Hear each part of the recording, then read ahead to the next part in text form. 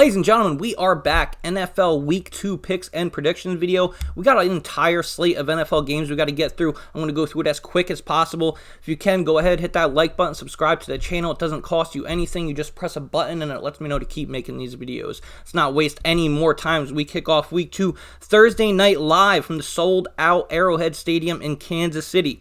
We have the Los Angeles Chargers, 4.5-point road dogs taking on the Kansas City Chiefs. Highest total of the week, 54.5. We'll start with the Chargers here, fresh off their win over the Raiders. Chargers look great. Justin Herbert, 26 of 34, 279 yards, 3 touchdowns. This guy really spread the ball around. I mean, Keenan Allen went down in the first half, and Herbert was just spraying it everywhere after that. 9 different receivers had over 2 receptions. 7 different receivers had over 3 receptions. He really spread the ball around well. Khalil Mack, 3 sacks coming off the edge. That's going to be key for this game here.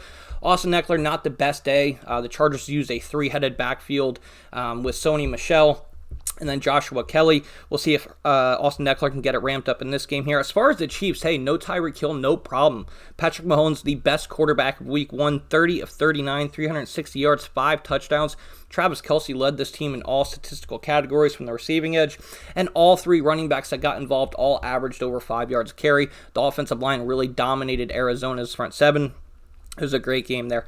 Now, as far as this game goes and a pick here, the Chargers have beat the Chiefs in 3 out of their last 4 matchups, including some overtime games there.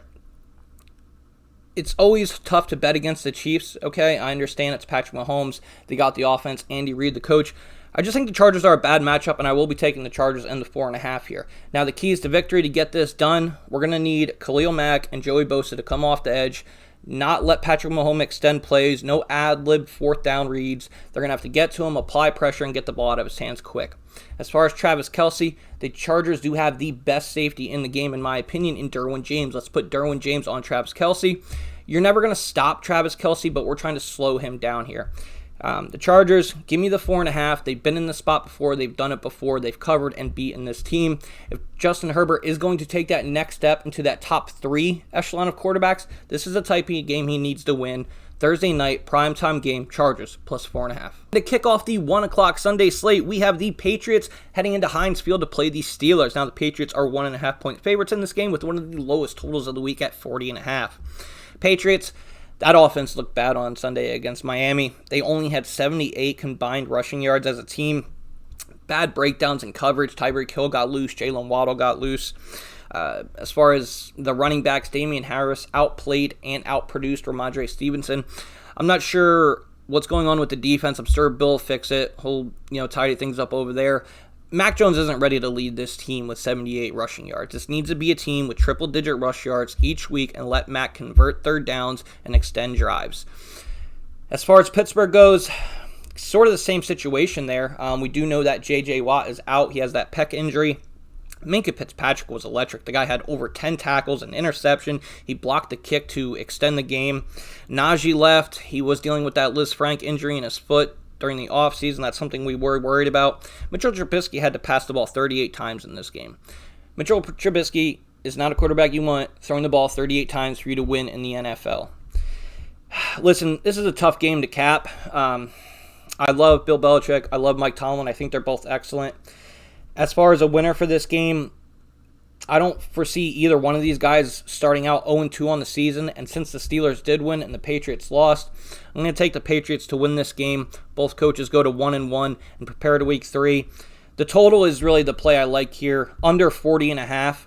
This game has 17-20 written all over it. Give me the under in Patriots-Steelers. Next up, we have the Carolina Panthers traveling to East Rutherford, New Jersey to play the New York Giants.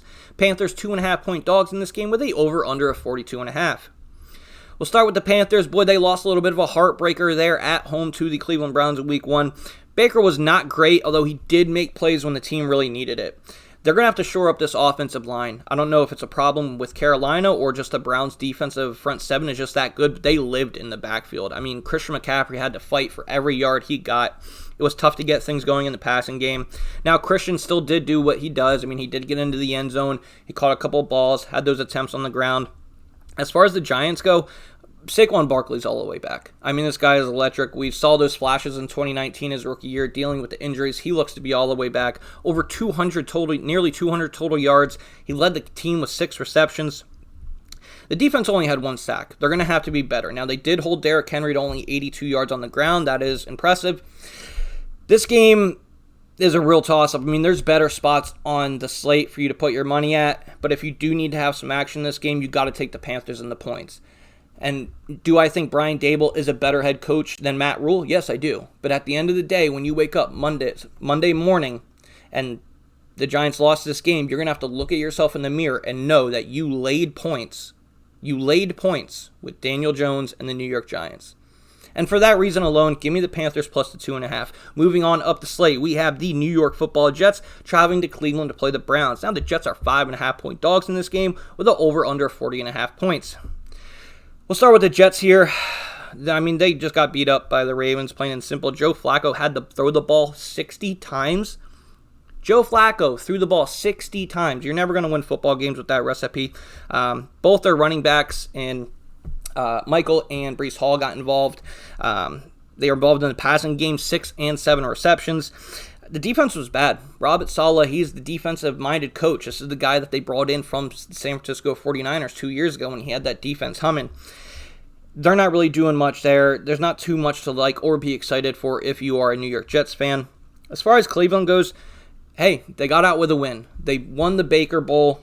The defense front 7 was excellent, even without the back-end help of Ward, who was out for that game. Nick Chubb, 141 on the ground. Kareem Hunt, that 1-2 punch, he had 68 total yards, and he got in the end zone twice. Donovan Peoples-Jones led the team in receiving in all categories. He doubled the amount of receptions that Amari Cooper had. That's something you might want to look forward or keep your eye on moving forward throughout the season if you are in fantasy leagues, stuff of that nature. Once again, tied for the lowest total of the week, 40.5 points. I think the Browns win. I don't think the Jets are going to be able to stop that front 7 from just beating up Joe Flacco all day. This game just really scares me. I mean, you could just totally see this being, 14-14 game-winning kick, 17-17 game-winning kick, and somehow the Jets cover this 5.5 number. My lean would be under, but there's better spots on the slate. Let's move forward. Continuing the 1 o'clock games, we have the Indianapolis Colts starting their Week 2, where their season ended last year in Duval County, playing the Jacksonville Jaguars. Colts 4.5-point road favorites in the game with an over-under of 46.5. We'll start with the Colts, fresh off that tie, the only team to tie in Week 1 against the Houston Texans. Matt Ryan, 32 of 50, 350 yards. Jonathan Taylor ran all over the place, and they did have a whole extended quarter to play football, so those stats are going to be inflated. But he did have 160 on the ground. Michael Pittman, the offseason rumors are true. He is a guy. 9 receptions, 121 yards, a touchdown. Nyheim Hines was the second leading receiver on this team with 6 balls for 50 yards. That was encouraging to see. Shaq Leonard, boy, they missed him. He is the heart and soul of that defense, and he didn't play. I really need to see if he's going to be playing this Week 2 game against Jacksonville. Kwity Paye stepped up. He did have 2 sacks. Just a lot of disappointment here coming from the Colts, who were almost double-digit favorites Week 1. They were 7.5, 8.5, almost at close at some points on some books. As far as Jacksonville, I had a lot of high hopes for this team, especially against Washington in Week 1. Trevor Lawrence, he was okay, 275 yards, 1 touchdown. The interception he had did end up being at the end of the game. Travis Etienne was disappointing. He was just disappointing. There's no other way to put it. He dropped passes. He dropped go-ahead passes going into the end zone. I believe he fumbled inside the red zone. Just not a good look. We're going to see more of James Robinson. Probably that's what happened in the second half of that game. Christian Kirk is the guy we thought he would be. 6 receptions, 117 yards. The guy was electric. The defense, still bad. Urban Meyer's gone. You have Doug Peterson there. This is a culture. This is going to be a better football team moving forward. I just don't think they're there right now. They gave up 4 passing touchdowns to Carson Wentz, 2 of them to an NFL rookie playing his first NFL game. Not a good look. You got to be on the Colts or nothing in this game. Is the 4.5 scary? Sure. It's at that key number, especially with the hook of the 0.5. But if the Colts didn't just tie the Texans, this was probably Colts minus 9.5. I think it's a little bit of an overreaction. Give me the Colts. I'll lay the 4.5. Moving on up the slate, we have the Dolphins getting 3.5 points against the Baltimore Ravens in Baltimore, over under 44.5. We'll start with the Dolphins. Look great, man. Tyreek Hill, nearly 100 total yards, 8 receptions. Jalen Waddle did his thing. We thought the emergence of Tyreek Hill, might X out Waddle or vice versa, but it looks like it's just opening up opportunities for both of them. The safeties are playing back to cover Hill, and Waddle's getting underneath looks. Chase Edmonds led the backfield, but he wasn't impressive. 12 carries, he only averaged 2 yards a carry. That's not going to get it done. If you did have him in your fantasy formats, he saved you if you played in a PPR league because he caught 4 balls for 40 yards. Defense looked great. Picked off Mac. They're getting to him. They had that forced sack strip. As far as the Raven goes, Lamar Jackson, he was just beating up on the Jets, right? The guy threw for 3 touchdowns, 2 of them being very long plays. He ran the ball 6 times, only averaged 2.8 yards. That's not something we'll really see from Lamar. I don't know if this is something in the contract, his negotiations, where he just doesn't want to get hurt, and rightfully so. The guy's looking at hundreds of millions of dollars. This might be something we want to look forward to, especially in the prop market, just because of the respect that Lamar has in games rushing with his feet. Devin Duvernay, 2 TDs. Rashad Bateman got loose for a big play down the field, and the defense played great, but once again, they were playing the Jets, and the offensive line just really couldn't do much for the Jets. Baltimore was in the backfield a lot. I like the Dolphins in this game. Give me the 3.5. I love the hook. If this is a field goal game, we cash with that half point. Both teams fresh off AFC East wins. I like the Dolphins in this game to be the more complete team, particularly on defense. The Jets gave up those 3 touchdown passes to Lamar and company. However, the Dolphins have Byron Jones and Xavier Howard. Those are 2 elite cornerbacks. Those guys are not going to give up 3 deep touchdowns in one game. I'd be very shocked if they did. I think the Dolphins have the firepower on the outside to make this a game and, maybe even win it outright, but I'll take the 3.5. The Dolphins are the pick. Next game on the slate is a NFC South showdown as we have the Tampa Bay Buccaneers traveling to Caesars Superdome to play the New Orleans Saints. Bucks 2.5-point favorites on the road, over under 44.5. We'll start with the Buccaneers, fresh off that win over Dallas. They look good. Defense was excellent. Thought we would see a lot more out of Brady than what we saw, but they really leaned on Leonard Fournette in that run game. Leonard Fournette led the team, 137 yards. Like we said, Brady was fine. Julio Jones looked good, 3 receptions, 69 yards. Once again, Mike Evans led the team in all categories. Chris Godwin got hurt in that game, re-injured his hamstring, probably not going to play in this game. And once again, we talked about how good that Tampa Bay defense was, holding Dallas to only 3 points. Dak didn't get hurt until the 4th quarter. As far as the Saints go, they come out of that thriller in Atlanta, winning by 1 point on that last-second field goal. Michael Thomas appears to be back, 5 receptions, 57 yards, 2 touchdowns. He found the end zone twice. Rookie Chris Olave got into the end zone. Jarvis Landry led the team, 7 receptions, 117 yards. He looked great. Taysom Hill, we had a Taysom Hill sighting. He was out there running the ball up and down the field. There's a lot to like. Say what you want about Jameis Winston. There's a lot to like about the weapons on this New Orleans team. Now, Alvin Kamara wasn't as involved as he usually is, but I think that says even more about the players that New Orleans has here. The defense does need to be better. 0 sacks, 0 interceptions against a Marcus Mariota-led football team. And with players like the Honey Badger, Marshawn Lattimore, Cameron Jordan, you expect these boys to turn it around, create more pressure, and more turnovers. The Saints have had Tom Brady and the Buccaneers number in the regular season, but in the playoffs, Tom could turn it around and win. Now, this is not the playoffs. This is the regular season. I don't hate either side of this game. I think we can see some points here in this game, or it's just going to be an exact stalemate chess match with 2 elite defenses going at each other. We're going to need to see more from the Saints defense. I don't really love this game. If I had to make a pick, give me the home dogs, division home dogs, Saints plus 2.5.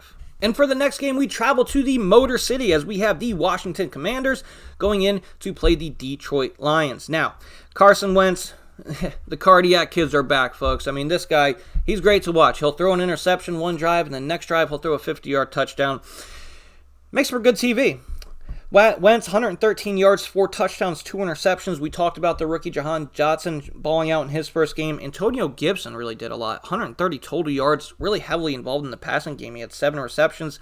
And it was Curtis Samuel who led the team in receptions with 8 balls. Now, we didn't really think about it beforehand, but boy, Carson's got a lot of weapons to throw to. You talk about a scary Terry McLaurin. Now the emergence of Curtis Samuel. I mean, this guy's always injured, but if he's healthy for the first time in a couple years, that's a real weapon. The rookie, the Penn State rookie, Jahan Dotson. They're going to have Brian Robinson back later on through the year. Maybe something to keep an eye on if Washington does struggle here out the gate. We might get some soft numbers on them later on. But on this game, go to the Lions side. DeAndre Swift broke out, 175 total yards. He found the end zone. They had a back-and-forth game with Philadelphia. Extremely exciting. Jared Goff, he was okay. I mean, he almost led the team to a comeback. Ramon St. Brown led the team in receiving categories, and the defense still not good. They gave up 4 rushing touchdowns to the Philadelphia Eagles. They gave up 38 total points, and Jalen Hurts didn't have to throw a touchdown. I mean, that's not good. That's not going to win you many games in the NFL. I do like the heart of the Lions. This game is crazy. This total opened up at 44.5 and has immediately been bet up to almost a touchdown. Your total in this game right now is 49.5. At early thought, I wanted to lean the Lions in this game. Home dog. I don't believe Washington's a great football team, and to be honest with you, Jacksonville was just so bad. I mean, when they would make a play on defense, they'd give it right back. They would intercept Carson Wentz, and then bang, they'd give up a 50-yard touchdown. They'd intercept him, they'd give up a 30-yard touchdown. I don't know if the Lions are going to make those same mistakes in the passing game. Now we did just see A.J. Brown torch them. I'm not sure. I know Terry McLaurin's great. I'm not sure we're going to see that type of a big game given up by the Lions here again. I don't love this game. Better spots on the slate, but if I had to make a pick here, and that's why you're here, this is a pick show, give me the Lions home dogs plus money. Next game up, another divisional matchup, as we have the Seattle Seahawks 9.5-point road dogs traveling to the 49ers. Over-under in this game, 42.5. Start with the Seahawks here. They were gifted a game on Monday Night Football. They should not have won that game. The Broncos just did everything to give it away to him. That being said, Geno Smith, he was efficient. 23 of 28, 195 yards, 2 touchdowns, no picks. Rashad Penny averaged 5 yards a carry. DK Metcalf led the team with 7 receptions, only 36 yards. As far as the 49ers go, I can't take anything away from that Week 1 game. That was the Swamp Bowl. You're going to hear the same thing on the Bears breakdown. I'm not here to bury Trey Lance or anything off that Week 1 performance in a fucking monsoon that they were playing in Chicago. But the kid wasn't good. I mean, 46% completion rate. He led the team in rushing. That's not good if your running backs can't get involved and your quarterback's the one leading your team. I understand it's Trey Lance, but you get the point. Elijah Mitchell was injured. Debo was slotted right back into that role. He's going to be running out of the backfield just like he did last year. It will be Jeff Wilson who should get the start at running back. I hate this game. I'm not playing this game. If you want, take the under. I really believe the Seahawks were gifted that win. Denver fumbled the ball twice inside the 5. The Seahawks didn't score a point in the second half. The Seahawks should be 0-1. The 49ers are 0-1. Somebody, is going to get the win here. I think it's going to be the 49ers. Am I laying 9.5 points? Fuck no. Give me the under 42.5. Moving on up the slate, we have the Atlanta Falcons traveling to SoFi Stadium to play the Los Angeles Rams. Falcons 10.5-point dogs here. That's a ton of points. Over under 47.5. Marcus Mariota, he almost had it. He almost had that Week 1. He lost that heartbreaker to the Saints.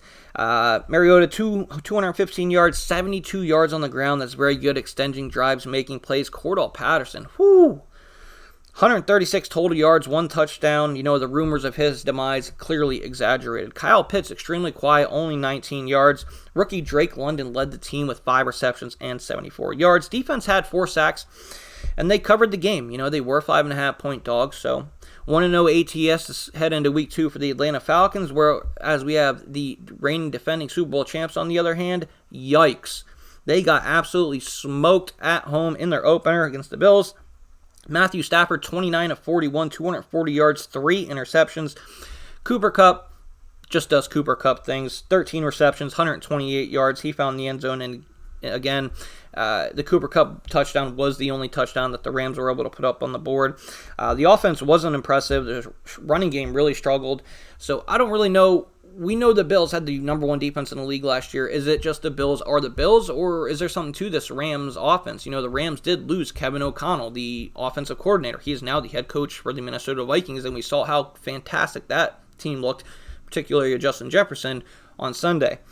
I'm worried here. This is a ton of points, but I don't like laying this many points, but I think that, you're going to have Jalen Ramsey, you're going to have Aaron Donald, you're going to have Bobby Wagner. I think, if anything, this defense is going to respond heavy.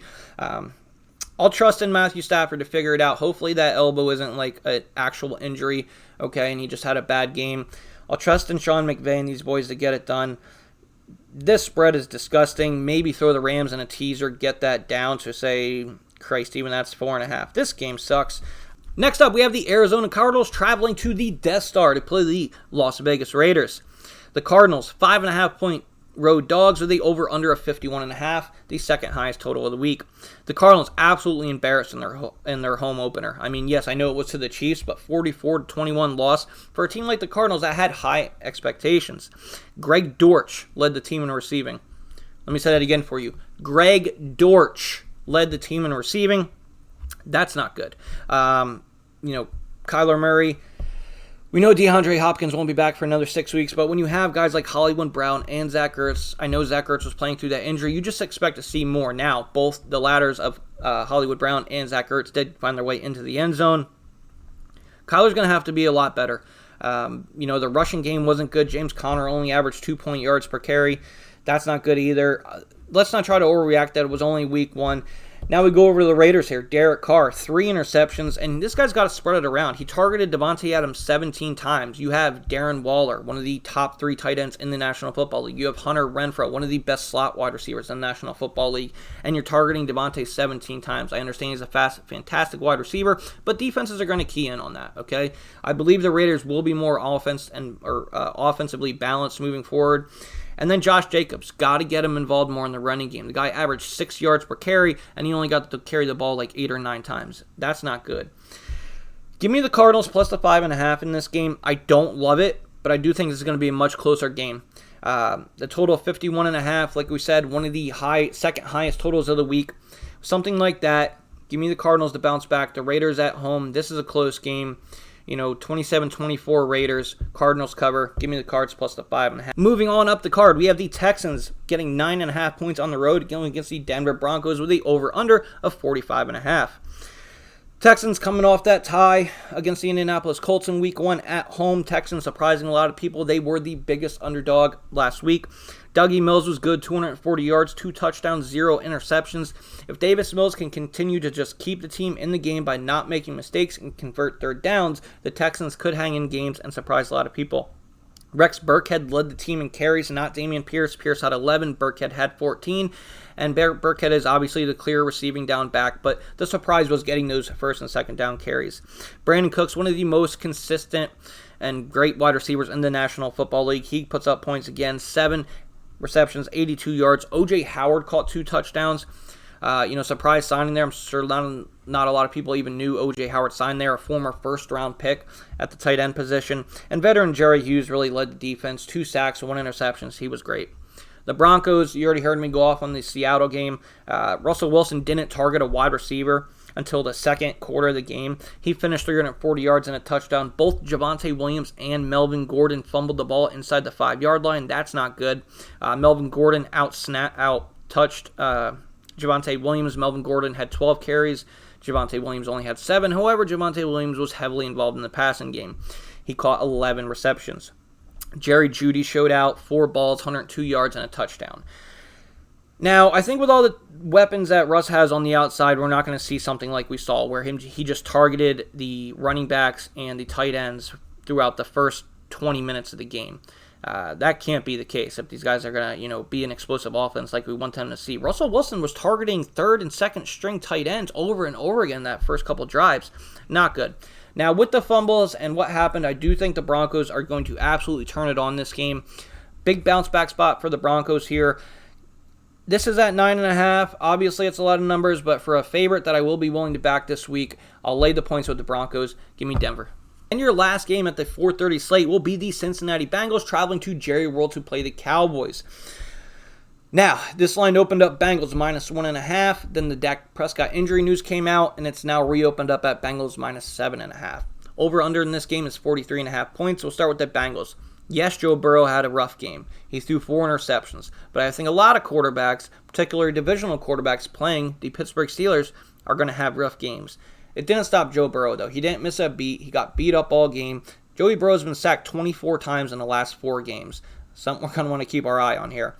But once again, that didn't stop Joey Franchise. He went out there when he needed it the most, converted, hit what should have been the game-winning touchdown pass. But then Minkah Fitzpatrick blocks the extra point. They go to overtime and they end up losing the game. Jamar Chase, clearly still a dog, 10 receptions, 129 yards, 1 touchdown. T. Higgins left the game with a concussion. He's probable not to play this game, in my opinion. I think they sit him as over 7.5-point favorites. Joe Mixon, electric, 145 total yards, 7 receptions. The defense has got to get better, though. They only had 1 sack, no interceptions, and they played a lot of snaps. As far as Dallas goes, we know Dak Prescott is hurt. It will be the Cooper Rush show. Noah Brown led the team in receiving. Yikes.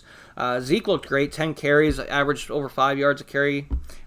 Micah Parsons, absolutely phenomenal. Defensive Rookie of the Year, showing out again, 2 sacks against Tom Brady in that Week 1 game. This game's tough, okay?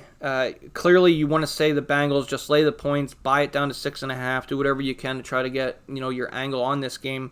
Let me just leave you with this. Cooper Rush will be the starting quarterback. Last year, the Vikings played the Cowboys, and Cooper Rush was the starting quarterback of the Cowboys. The Cowboys covered that game. I believe they won that game outright. So that's something to think about here. Don't just blindly fade Dallas because of their quarterbacks, because we saw them in the same position last year against the Minnesota Vikings, and they pulled it off. Moving on, we have the Sunday Night Football. The Chicago Bears taking on the Green Bay Packers. Bears 9.5-point underdogs on the road here in this divisional matchup with a over-under of 42.5 points. Once again, just like the 49ers, I'm not taking too much stock into what I saw from the Bears. That was the Swamp Bowl type, just water everywhere hurricanes. That being said, Justin Fields, 8 of 17, 121 yards, 2 touchdowns. Now, Justin showed a lot of ability with the splash plays that he made, at Ohio State. Extending drives, throwing the ball down the field, 50-yard touchdown completions. He had one of those to Pettis that, he's showing a lot, and a lot of moxie, too, how that game was going. Coming back in the fourth quarter and then winning a 9-point game. The Packers, they look terrible, right? But we saw the same thing from the Packers in Week 1 last year against the Saints when they got absolutely dominated. A.J. Dillon had twice the amount of carries of Aaron Jones. A.J. Dillon was the Packers' leading receiver as well. Yikes for anybody who has Aaron Jones. That's not something you want to see for your fantasy lineups. As far as a pick for this game, probably going to pick the over 42.5. Justin Fields to extend some plays. The Packers to put up 30 points and just blow the Bears out of the water here at home in their home season opener. Give me the Packers. And to close out Week 2, we have a Monday night doubleheader. Starting off first, we have the Tennessee Titans traveling to Buffalo to play the Bills. Titans 9.5-point dogs in this game with the over-under 49.5. We'll start with the Titans. They just lost to the Giants in New York. 3.9 yards per carry on 21 attempts for Derrick Henry. Not the best. Ryan Tannehill, 266 yards, 2 touchdowns. And it was Kyler Phillips that led the team in receiving. Who the hell is Kyler Phillips? He's a 5th-round pick out of UCLA rookie. As far as the Buffalo Bills go, Josh Allen, absolutely electric. 83% completion percentage. 83% completion percentage. That's elite. 353 yards, 4 touchdowns for Josh Allen. He led the team in rushing as well. Stephon Diggs really put it on Jalen Ramsey in that game. Gabriel Davis got loose. We saw Isaiah McKenzie score a touchdown. And their defense shut down the Rams. Like we said, the Rams had that 1 touchdown. The Bills played excellent. I really love the Bills in this game. I know the Titans play the Bills tough, but guys, hear me out. If Buffalo goes down there and they score and they get up to, say, a 10-0 lead, even, 14-0 lead, Tennessee is not going to be able to punch their way back into this game. You're not going to have Ryan Tannehill throwing you back into games. Tennessee is a team that needs to play from ahead, run the ball, and just play good defense. It's going to be extremely tough to do against these Buffalo Bills here at home. There's going to be dildos flying everywhere. This crowd is going to be electric. Look for Buffalo to get off to a hot start. If they won the coin toss, they're going to receive, get off to a hot start, and then once you're up 14-0, 10-0, and Tennessee has to pass, you have to make Ryan Tannehill beat you. You just send the guys back, pin their ears back, and go back, get Tannehill, cause turnovers, and then just quicksand. I see this game spiraling out of control very fast, in my opinion. Give me the Bills, one of my favorite plays of the week, minus 9.5. Moving on to the second doubleheader from Monday night, we have the Minnesota Vikings traveling to the city of brotherly love to play the Philadelphia Eagles. Vikings, this game's close to a pick'em. It'll probably go off at a pick'em come kickoff. Vikings right now getting 1.5 points. Money line's like plus 112, so it's clear indications this is going to be a pick'em come kickoff. Over-under, like I said, 51.5 points. We'll start with the Vikings. They just whooped up on the Packers in Week 1. Yes, now that was in Minnesota, and the Packers are going through a lot here. as far as, getting continuity with the receiving core. But, geez, Justin Jefferson, we talked about Kevin O'Connell being the offensive coordinator of the Rams, coming to the Vikings. I mean, he's running those same kind of motion plays with Justin Jefferson that they did with Cooper Kupp. Justin Jefferson, 9 receptions, 184 total yards, 2 touchdowns. He had triple the receptions of Adam Thielen and 5 times the yards of the next closest receiver, which is Adam Thielen. 66% of Kirk Cousins' 277 yards all went to Justin Jefferson. The defense was good. They had 4 sacks. They intercepted Aaron Rodgers. And like we said, Kevin O'Connell, this guy might be the truth. I love Minnesota here. As far as the Eagles go, Jalen Hurts, 56% completion percentage. He's going to need to pump up those numbers. Those are rookie numbers. Team had 216 yards. Miles Sanders actually looked very good rushing. A.J. Brown, absolute dog. 10 receptions, 155 yards. He's just an elite wide receiver, an elite addition for this Philadelphia team, who now looks to be poised to run away with the division with the Dak Prescott news and, hopefully make a strong push in the playoffs. Defense needs to get better. I mean, they gave up 5 touchdowns. They only got 1 sack. They're going to need to be better, especially against this high-octane Minnesota offense. I'm going to take Minnesota in this game. I think this is a very close game. It's a pick'em game. Give me the Vikings and the points. Give me the Vikings on the money line. This is what you do here. You take a unit, you split it up. Vikings money line, half of it, and then half of it on the spread. So half money line, half spread, half unit on each. That's a unit play. There you go. Once again, guys, that's the entire Week 2 picks and predictions video. I'm going to be here every week giving out these videos to you guys. Do me a favor. Let me know to keep making these videos. It doesn't cost you anything. Press a button. It means a lot to me, and it lets me know to keep making these videos. I love y'all. Let's cash some tickets. Let's have some fun. And fucking football's back. I love y'all. Appreciate it.